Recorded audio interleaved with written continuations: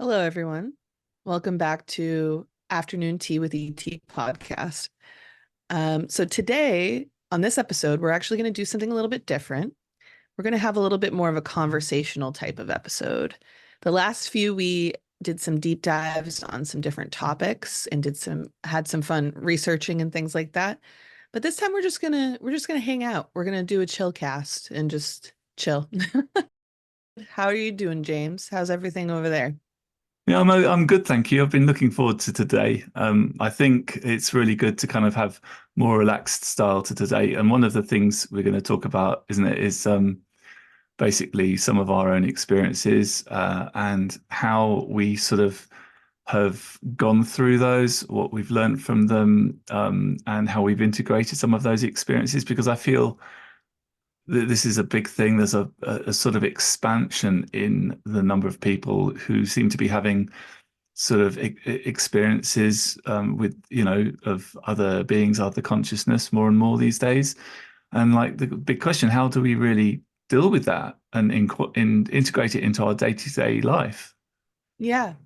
Oh, I definitely think there's a lot of value in exploring how people who are having these experiences acclimate, and because it's getting adjusted to a stranger and stranger life, or it's just stranger by society standards. Yeah. And so that I think it's great. I think it's great that we're going to explore this today and offer different perspectives for people who may be new to having these experiences, or maybe they just recently had experiences and they're seeking information or just advice on how to handle it. Yeah, exactly. Exactly. I mean, like if I talk about, I'll start with one of my own experiences, and it's a bit of a funny example, really, but it was from an astral projection. Early one morning, and I kind of came out of my body. I kind of, from that perspective, kind of moved sideways and into this after like a minute or so of no, after about 30 seconds of a transition thing where I was kind of moving quite quickly. I then became aware that I was in a different location, a room, and there were some kids, and we were playing a game a bit like Conkers. And how I viewed that Do you experience. mind if I just ask, like, because I don't know if this is specific to Europe, but as an American, I don't know what Conkers is. Could Okay, you explain a little bit about that? so like from the trees in the autumn, these sort of big brown things. I don't know. I can't think of another word for them. It's some sort of cedar nut, something like Yeah, that. like a Mhm. nut falls from the tree, and they're sort of dark brown color, and they have like a small circle within them that is of a lighter color. And often kids will pick them up in the Europe. Maybe it's a British thing. I don't know. And then they'll kind of drill a hole in. They'll put a rope, like a bit of string through it, and then you Mhm. hold it in a certain way, and you kind of fling it to try to break the opponent's one, which is also on a piece of string. Cool. Okay. And All we right. call it we. Now, You with I me? think I get what you're saying now. I'm on the same page now. It's like a school playground kind of game, you know? Okay. Yeah. That's cool. Um, That sounds like fun, actually. yeah, yeah. So that I kind of observed a game a bit like that, and but what I came to realize was that I was really viewing things through my own filters, and at the time, earlier on my journey, obviously those filters were probably a bit thicker, and my belief systems and fears and whatnot sort of interwoven into that experience. So the way I perceived it was like we were playing the same game, but with like heavy, larger concrete balls, which of course could hurt if you're not careful. So it wasn't like a really like horrible mess or anything, but it was just a heavier experience, although the image essentially was kind of correct. And I later found out that actually it had been just like a really, really much higher vibrational experience of play with the children. And at that point, it was just fascinating for me because I realized just how much our filters influence our experience of anything that is um, outside of our normal conscious perception. Because obviously, in on Earth, we're plugged into the collective.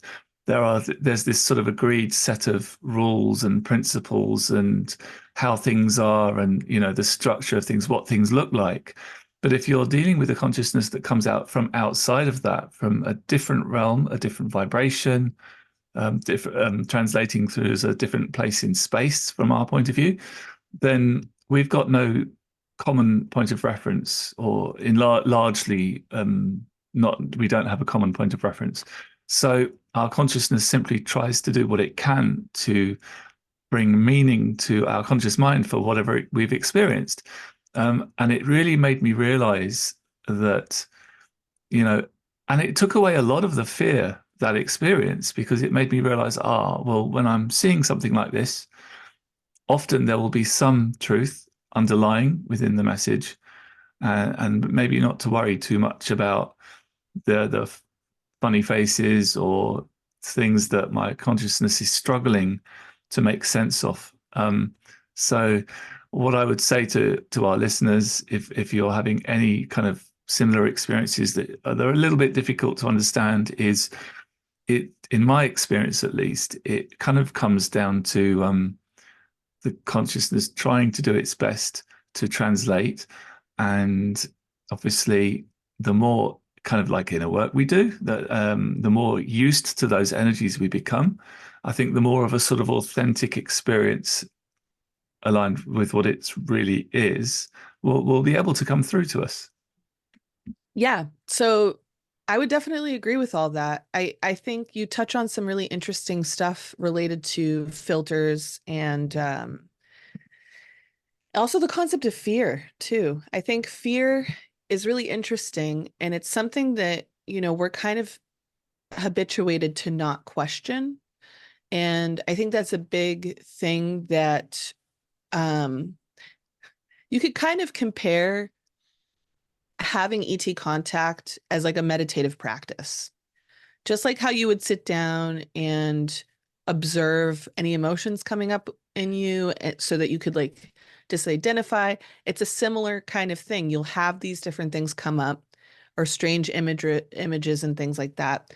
And instead of knee-jerk reaction to jump into a particular emotion, giving yourself breathing room, giving yourself time to ask, where is this feeling coming from? And your story reminds me of my own kind of, I guess, filter theme that has been happening since I first started to consciously have contact experiences a couple of years ago. And that was that every time I would be having visions of or dreams of contact with any ET, whenever they would start to come approach me to share love with me, especially like any physical contact, or like uh, kiss me on the forehead or something like that. Because some of my guides are kind of like almost like aunts or family, kind of because of our genetic connection, but also our soul connection. So to like give me a hug or kiss my forehead or something along those lines, um, I would have a vision of them like like their mouth getting like cartoonishly big and them like trying to bite my head basically. And I didn't understand. I know it's funny. It's funny when you think about it. I didn't understand like why this was like a reoccurring like knee-jerk vision that I would have whenever they would try to approach me in love. And I explored a lot of different ideas. I was like, well, maybe this is a leftover, more primal fear of, you know, a predator, something that's outside of myself that I do not understand, typically would be a predator. They want to eat me. Maybe it's a more primal thing. And maybe there was a portion of that fear came from that. But even after I came to understand that, I continued to have this reaction. And eventually I came to realize that it was a personal thing too. So it was representative of this fear that if I allow someone to love me, that they will fully consume me and I will lose my autonomy. I'll lose my individuality. And once I figured that out, I stopped having that reaction. I mean, still on occasion a little bit, but I take the time to look at it, observe it, to try to help soothe my fears. I mean, I guess that's a part of why understanding the root of something can be so helpful. Sometimes understanding the root will immediately make the issue go away just by looking at it. And sometimes it's an opportunity for you to provide yourself with something. And I think for me, I just wanted reassurance in those moments that love is safe. Love does not mean I have to lose myself to the other person. Yeah, and you hear a lot from different channelers about the whole concept of, when we come in close proximity to a sort of higher vibrating consciousness, then it can indeed feel kind of all consuming. And Mhm. that's why the good work, as they say, for us, for those who are sort of on this path or opening up, is to really kind of just get so much more comfortable in our own skin with regards to all aspects of ourselves, the good, the bad, and the ugly, all the things we don't like to look at, we need to look at. And the more we can kind of integrate and kind of embody that sort of higher self of ours into our earth experience, the more we'll be able to hold our own energy and sense of self when we have these interactions. Right. And I think it's not like a magical um you wake up one day and suddenly you're exactly the type of person who can handle being around an ET. I think it's a practice. It's you open up a little bit, they you have an experience, that experience brings up stuff in you spend time taking care of that stuff, and that helps you open up a little bit more. Then you have another experience, and it's like happens in waves. And I think so practice, the word practice, I think is more appropriate than like, suddenly becoming enlightened. Yeah, absolutely. It's definitely a practice and sort of bringing it also into your day to day, really physical, grounding it into your day to day life, isn't it? Mhm. But yeah, do you have any other sort of like interesting stories that are perhaps a bit unusual that sort of you'd like to share that you think other people might find interesting or helpful? Oh yeah. Um, well, I think for some reason this particular story keeps coming to mind, so I'm going to share it, and hopefully it's coming to mind for a reason and can be helpful to somebody. Um, so when I was a child, I there was a couple years after my parents divorced where things got really bad in my household. Things got pretty dark. And during that time, I utilized my connection and my psychic gifts to help with basically resourcing support and love, to help me get through that time. And because there was no physical people around me who were providing it. So I ended up having all sorts of different experiences, some of them involving like ancestors and astral projections, dream contacts. But I also had a couple different experiences of ET contact. Also, I guess what you would call like a typical abduction. I'm not a huge fan of the word abduction. Hmm. I, Yeah, it it's has a got lot such of a negative. negative, yeah, it's got a lot of negative kind of energy with it, hasn't it? Yes. Yeah. But I had a couple different experiences of going on board ships as a Mhm. child, being taken from my room and going on board ships and being checked in on regularly. And most of those were positive. The first experience I had of being physically taken on a ship was scary, but then I had some positive experiences after that of playing with other kids on ships. So that was fun.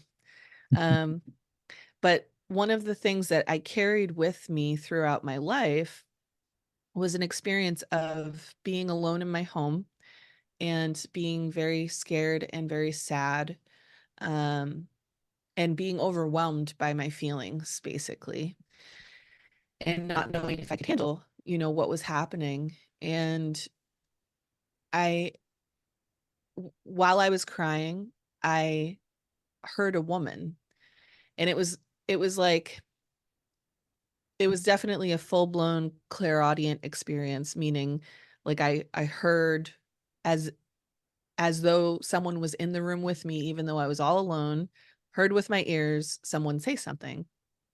And so I was crying, and then I hear this woman say, shh, it's going to be okay. And then I felt this feeling of peace wash over me started from my head down through the rest of my body. And I stopped crying, and I just felt um, complete love, complete peace. It didn't last very long because I immediately became confused.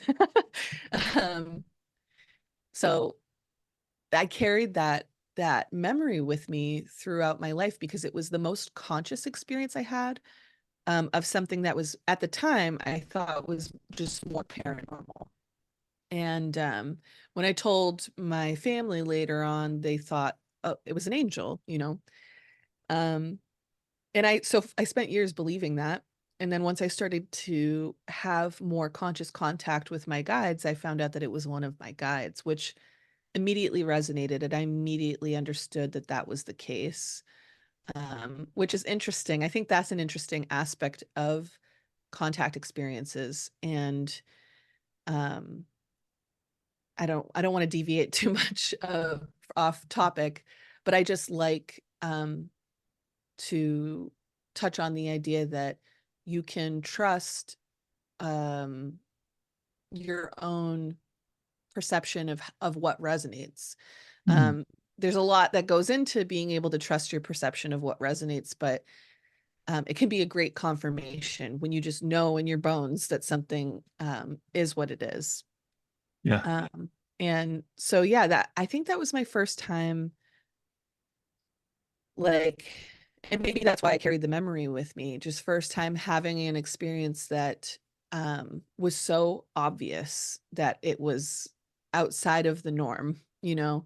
I, I had, like I said, I had a lot of experiences of being like half asleep, half awake in my bed, and astral projecting, and having dream experiences and nighttime contact experiences. And that I think I just always explained away as like, oh, these are dreams. You know, Mm. people talk about dreams, and this is what dreaming is. I thought it was normal. Yeah. But this was like of the day and just hard to like make sense of at the time. Yeah.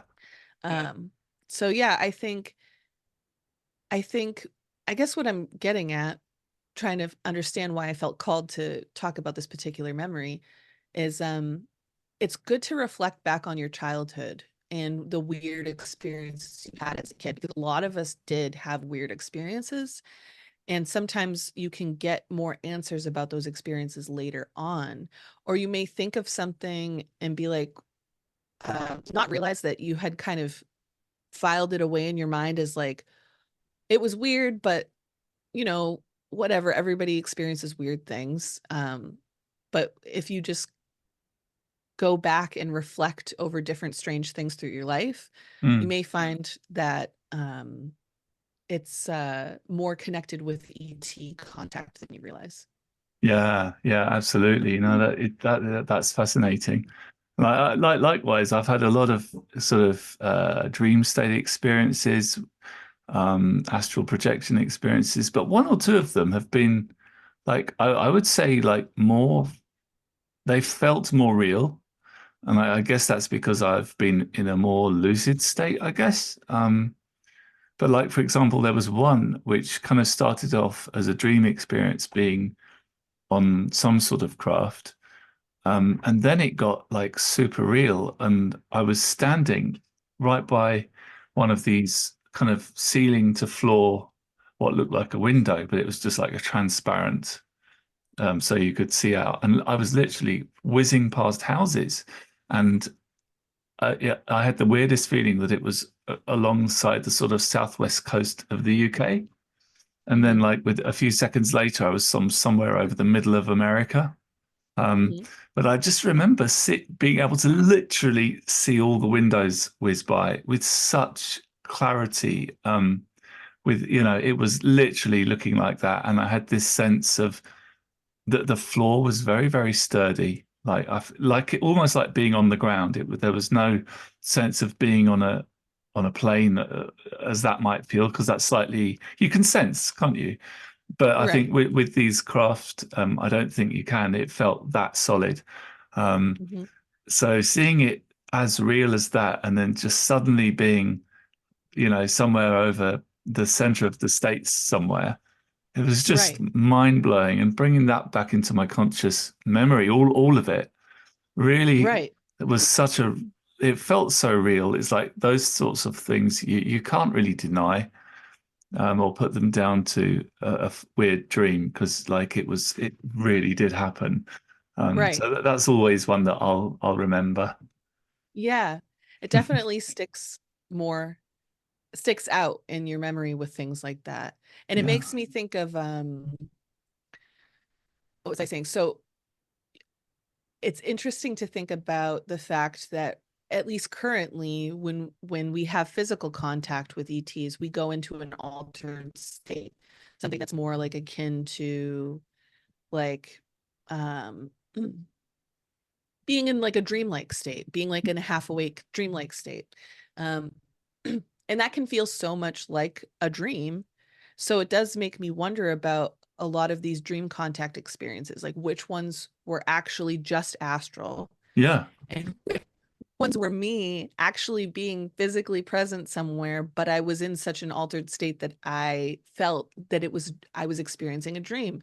And I yeah, know that this is something that is factual from experience because, through different types of spiritual practices I've done in the past, I've been able to reach those states. I've been, going about my business, having a normal physical day, and then because of the practice I'm doing, I it's like a switch gets flipped and now I'm in a more dreamlike state. yeah. So it does make me curious about just how much of these supposed dreams are actual physical contact. Yeah, but you can have the other end of the scale as well. Like I think one of my other experiences I had, which was again started out as as an out of body, and I literally felt myself rise up and move along somewhere, and I came into this large room. But this time, what first appeared to be like physical bodies in the distance walking around in this very large hangar-sized room, then they started to contort, and the whole thing, and I'm not kidding, it turned into a sort of, I don't know, kids' cartoon scape with like massive red letter or brown letters or black numbers. And it was like walking around, a kid's, a 2 year old sort of toddler's sort of play set and being Mhm. super miniature. It was kind of like that. And it was just the weirdest experience to be able to see that, witness it, and be fully lucid. Um, Mm. so I got various opinions about that from different channelers, and obviously connected myself and what have you. And the way I understood what happened there for me was that was a slightly higher vibration than normal. Um, so maybe sort of closer to like fifth density, I guess. And because of that, at the end, the vibration, the energy was it was sufficiently different that my consciousness basically had no chance trying to really give me something meaningful back. So it came across, and I guess if you think about a kid's play set, it's safe, isn't it? There's no Mhm. danger there. It's fun. So Mhm. perhaps on some level it was um, communicating those sorts of energies of fun, of play, of love.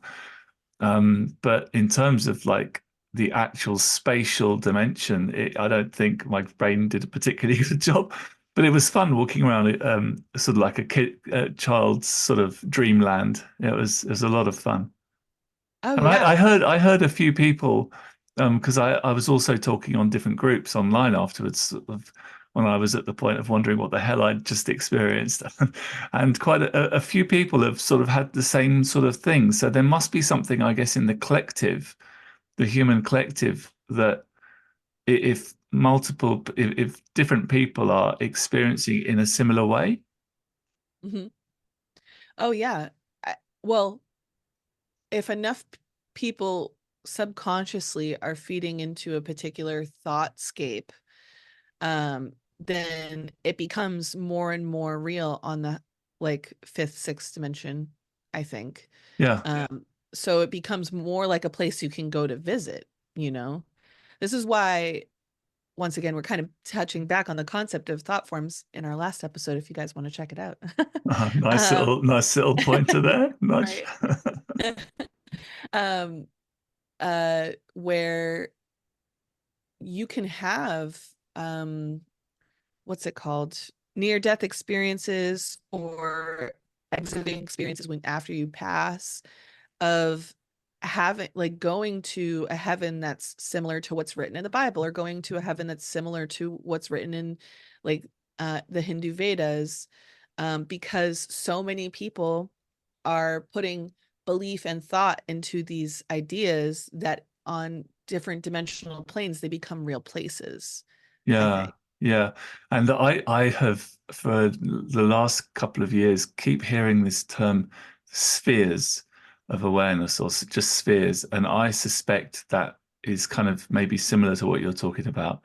That Yeah. if you have this a certain belief systems, you can be drawn to certain spheres where that is it's kind of like a thing, and you will have a what feels from that new point of view a pretty realistic experience. Hmm.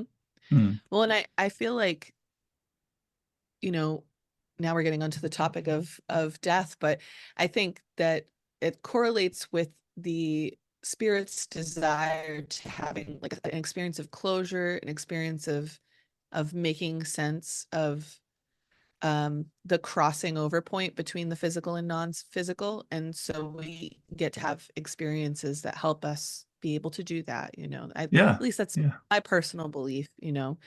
Um, but anyways, not to veer too much off the topic that we were going to be talking about today, I was thinking when you were talking that it might be cool to talk about some of the more practical aspects, because I do think, you know, sharing experience stories is great. And I hope we get to share a couple more before we're done with the podcast today. But also like giving practical examples of how we deal with the more disorienting aspects of it Yeah, and ground it into our day to day. And so, you know, there's a handful of things that I've come to realize or I've implemented to help me continue to deal with 3D reality and continue doing the things that I have to do while the earth and the collective go through their process and continue their own um, you know, increase of their vibrations,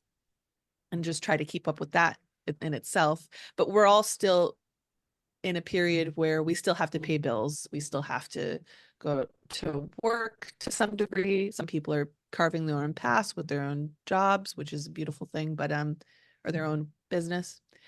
Um, but I've done different things like, for example, um, I regulate my parallel timeline contact. And that is one of the coolest things I think, um, is a part of ET contact, or ET contact being like a spiritual experience, is that out of all of the spiritual stuff that I've explored in my lifetime, this is the most empowering thing that I've come across, because I get to make the rules. I get to kind of decide and make choices about how I want things to unfold and move forward. And so the way I handle timelines is within that kind of vibration, that kind of context. Um, I'm not, uh, you know, things pop up all the time. If I expand my awareness enough, I can start to be overwhelmed with the amount of different counterparts, the amount of different timeline possibilities and timeline potentials. Um, and I have had periods of time in my life where I have been overwhelmed and have had a hard time staying focused in the physical, uh, due to all sorts of different reasons. So what I do now is I keep my focus primarily physical. Um, And so my normal day-to-day stuff, the taking care of my kids, going grocery shopping, finding different ways to, expand my own business and make money. And then when things arise, then I decide if I want to focus on it or not. Most of the time, if you allow things to organically come to the surface on their own, it's typically stuff that is meant to be engaged with.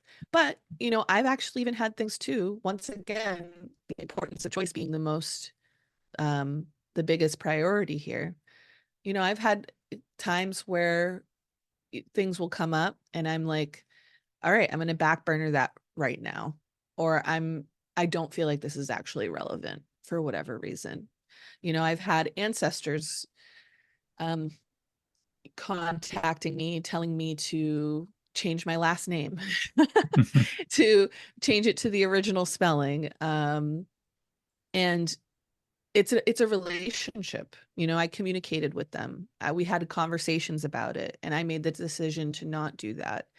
Um, so that's just one example, but just I really want to, I guess, by sharing this stuff, really push the idea that um your ability to choose, your empowerment, your um autonomy in all of this is the most important piece.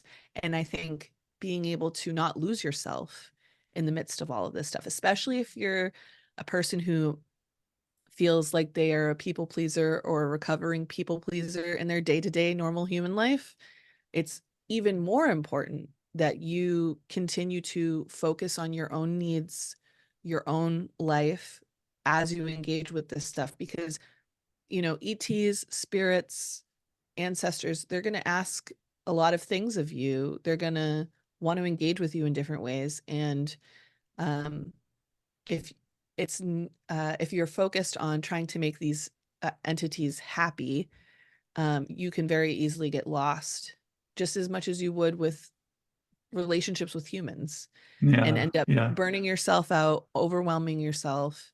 So I just want to emphasize that it's important to um, have you be the center of your own narrative. 100%. Even like, we talked about this the other day, but I was complaining a bit. Not really complaining, but I was going through some difficulties with my own connection, in a particular connection, and I was trying to kind of get to the bottom of it. And very much the message to me was, the more you connect with yourself, bring and love yourself, forgive yourself, accept all aspects of yourself, even the uncomfortable things, the more full your energy, the more together your energy will be, the more you'll open up to having more of these experiences. So it's about, exactly as you say, it's about drawing upon your internal resources and not looking outside of yourself for those answers. Because it's all from within. All that we experience outside of ourselves ultimately comes from frequency and within our larger selves. So that's a Right. bit hard to get your head round when you're faced with the external reality every day. But Yeah. you experience it in a unique way, according to your own vibration, which will obviously affect how you react to things, the thoughts that you have, what you put out to other people, to situations. So yeah.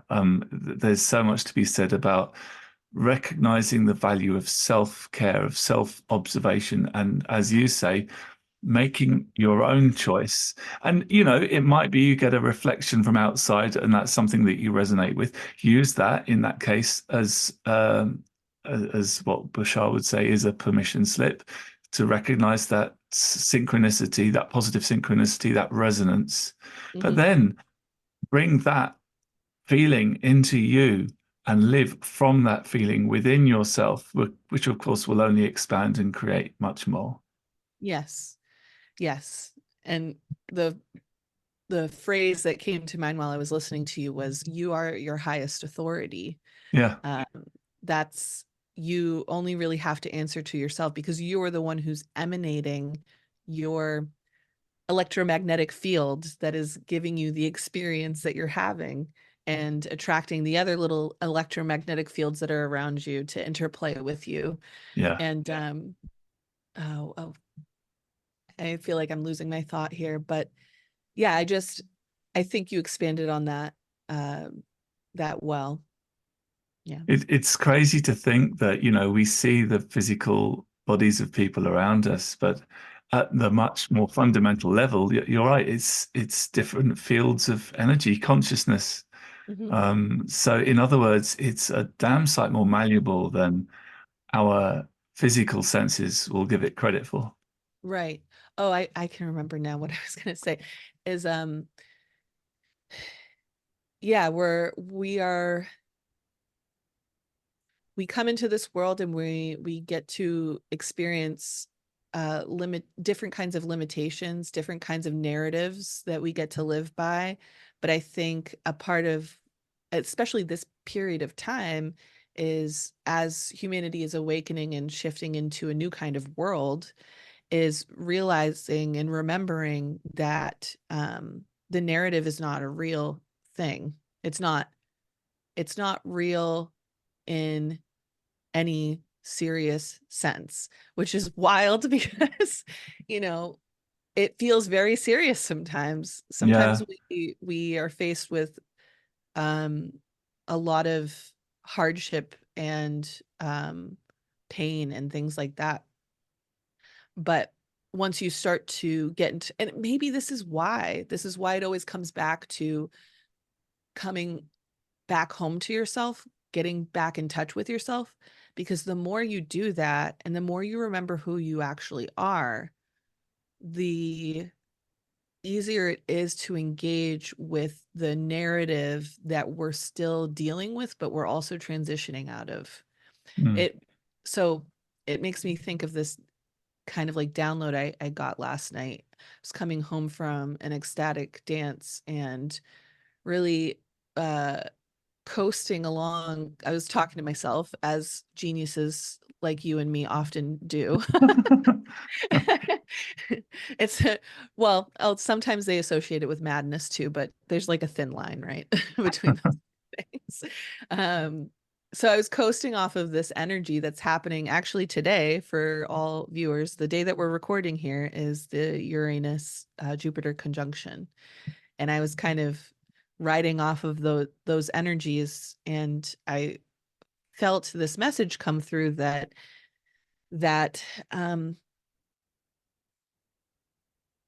we may get stuck on this idea that the only way possible for humanity to be able to change is for ET contact to happen, because we when we look at humanity, we see ourselves stuck in these cycles, and we've never been able to stop these cycles. We've tried for thousands of years, and we seem to keep doing the same stuff that keeps us in violent loops with each other. And so we can sometimes get into these mindsets that we're like, well, the only way that any real change is going to happen is, if ETs show up, and it completely shifts our paradigm. But what the message I got was, this is like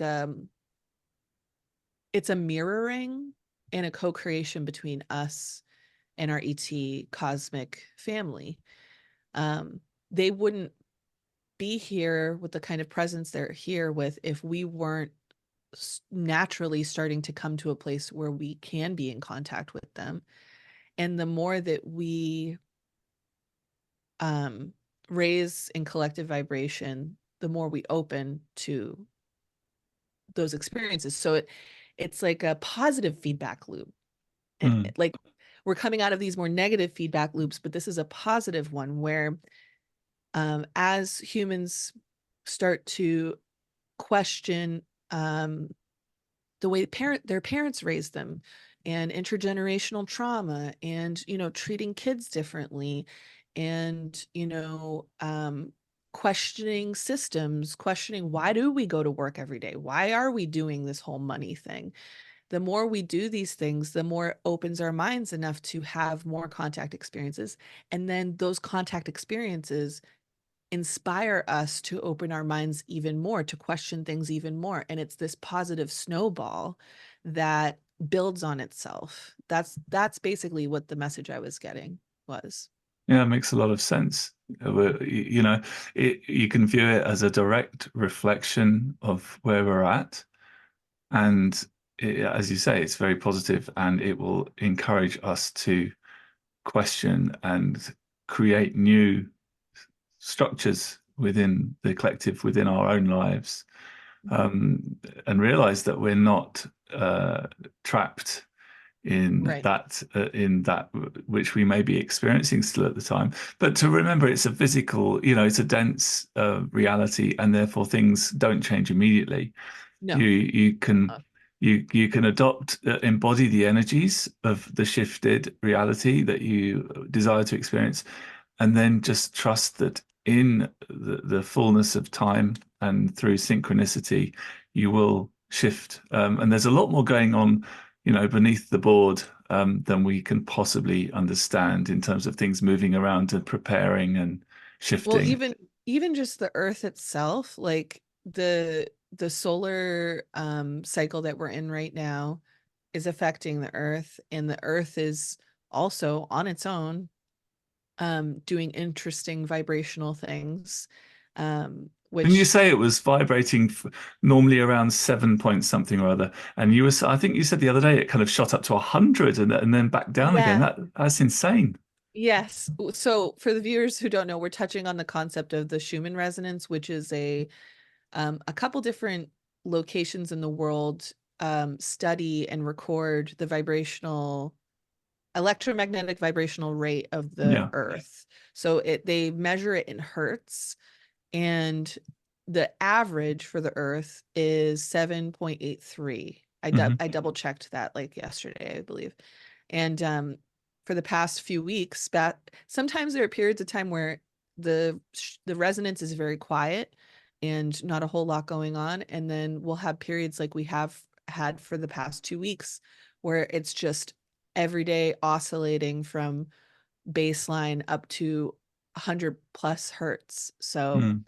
um, And this is just an example that yeah, there are natural processes that are happening with the planet that we live on that affects us on a daily basis, which I always find hilarious to me, like the way Newtonian physics type of scientists are like, well, we don't have any way to prove that the resonance of the earth affects humans. It's can like I understand like the scientific method is important, but also sometimes like common sense, you can just look at something and be like, well, we live on this planet. yeah, We're electromagnetic beings living on a planet with its own electromagnetic field.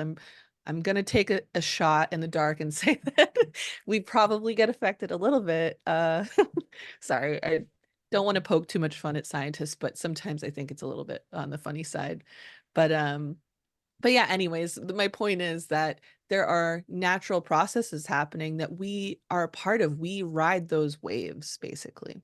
yeah. And you know, science is another way in which we understand the world in which we live, our reality, and it is shifting slowly but surely. But it, you know, if science was one person, you could have a paradigm shift in 5 minutes. But science is a group of a large number of people that serve Right, a large number of companies, countries. right, So change in terms of perspectives and opening up to seeing outside of our normal, um, you know, like 3D reality, if you like when they do these experiments with the Large Hadron Collider. You know, just because the particle disappears doesn't mean it's disappeared. It means it's no longer detectable in this reality. right. And I think science is starting to expand more and more into you know, peering outside and understanding and starting to make some assumption-based experiments, which can then sort of build a larger picture that goes beyond the previous walls of our sort of consciousness, as it were. So Yes. definitely moving in the right direction there. But the point I wanted to make was that got me thinking when you were talking earlier was, you know, absolutely, we're part of this Earth collective. We are effectively Mother Earth, as we've incarnated into energies, and we are, while we're here, effectively part of Mother Earth. But at the same time, we are souls, and there is the perceived idea of an objective reality, but there's also the subjective reality in the sense that we create and what we experience.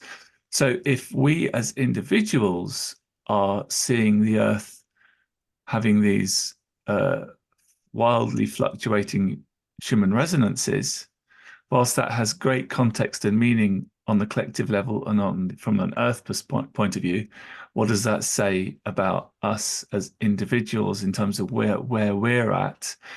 To me, that points to the fact that we, on an individual level, are also getting to the point where we're starting to break free of some of the more sort of constrictive confines of what's accepted in our reality. We're starting to really push those boundaries, and if we're seeing phenomena outside of ourselves that are reflecting sort of more malleability in certain things, then that's a reflection on the work that we're doing within ourselves as well. Yes. I hope that Yes. made sense. I Yes. was It does. It does make sense. I think another way to put what you're saying is that we,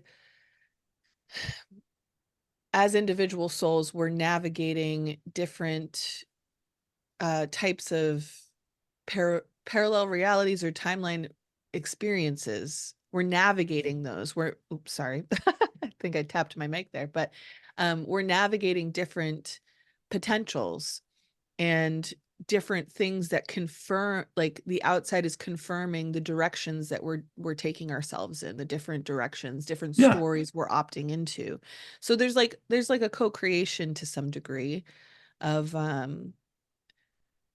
these versions of Earth are existing infinitely, um, emanating their own uniqueness, and we are navigating those versions of Earth and picking picking pathways that are more and more in alignment with who we truly are and what we truly prefer, as Bashar would say. yeah, indeed. Yeah. You could argue that we are those versions of Earth Right. in a Right. sense, right? Well, yes, Yeah, on the higher levels, it's all one, and it's all different expressions of the one experiencing itself or rediscovering itself. I think we're on a pathway that has more to do with like source rediscovering itself, or yeah. source reunifying with itself after a period of time of illusion of separation. Yeah, exactly. Going back to sort of the main sort of essence of our discussion today, I would just say to people though, if if you guys are going through experiences that perhaps are a little bit bring up some fear within you or you don't understand, you know, recognize that you're experiencing as a result of aspects of yourself. So that's always something that can be healed, that can be looked at, that can be shifted within you. Um, and it's not necessarily something outside of you that is beyond your control. That's something that I keep trying to remind myself. Because of Right. course, day-to-day life, you easily can fall back into those thought patterns, those belief systems where you can't shift what you're experiencing. And it may look like that and feel like that very intensely for a lot of people on the earth.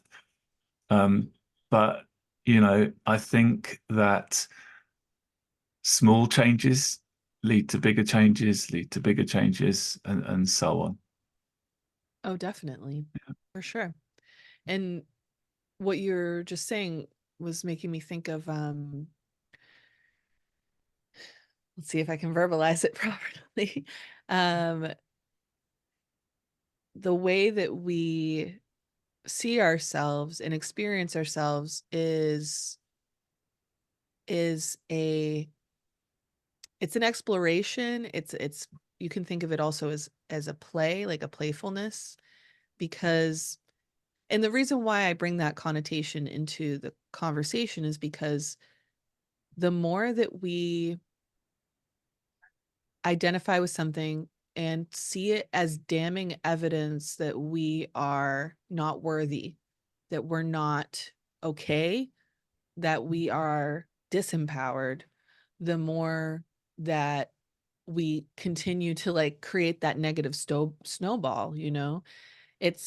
I think that's really the process of reunification that we're going through, is coming to remember that, oh, we and I hope this doesn't sound too far out there for everybody, like getting too much into the metaphysical aspect of it, but you know, we opted into having this experience of this illusion that we are less, that we are small, that we are weak, that we are oppressed, that we are being harmed and controlled, when that is literally the opposite of what our soul actually is. Yeah. And so remembering that, or like reminding yourself, can be helpful in reorienting your perspective.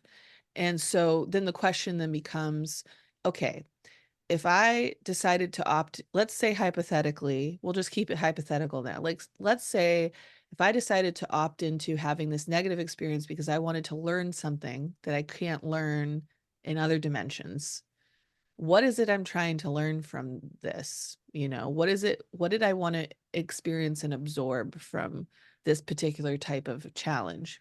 So that changes the tone of engaging with a challenge and making it a little bit more about, just a little bit more empowering, a little bit more that you are have a foot in the right direction, or a foot knowing where to start, basically.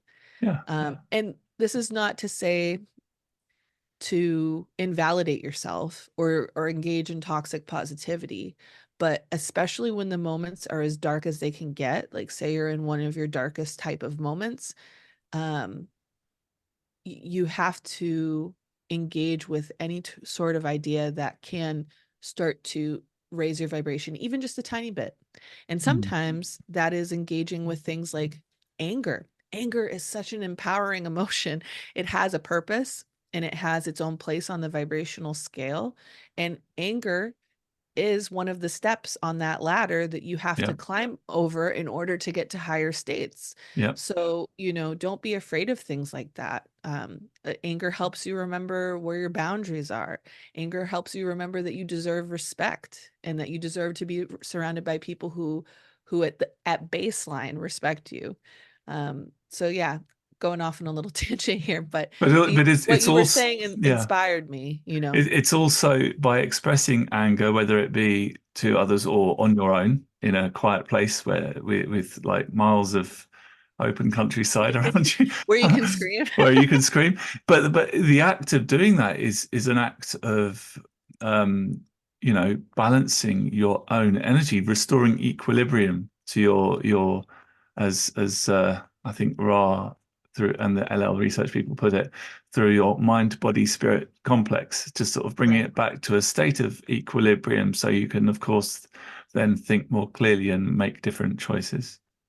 Oh, that I think that's definitely the case sometimes. Sometimes it's raw energy that needs to be moved and processed, and sometimes it's a part of what lights the elemental fire within you. I mean the vitality that is embedded into something like anger.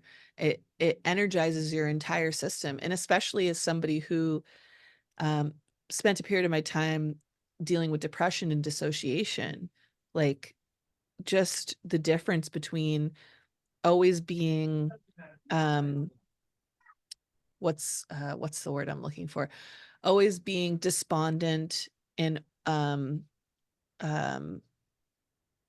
mostly just spending my time laying around physically feeling cold, you know, dealing with all of this like inertia basically. And to finally access my anger, it was like lighting a match inside of me. It's like suddenly I'm alive, suddenly I'm warm and I can feel my body again. And Yeah. Yeah. yeah, I think people talk a lot of smack about They anger, and maybe we can blame meditative uh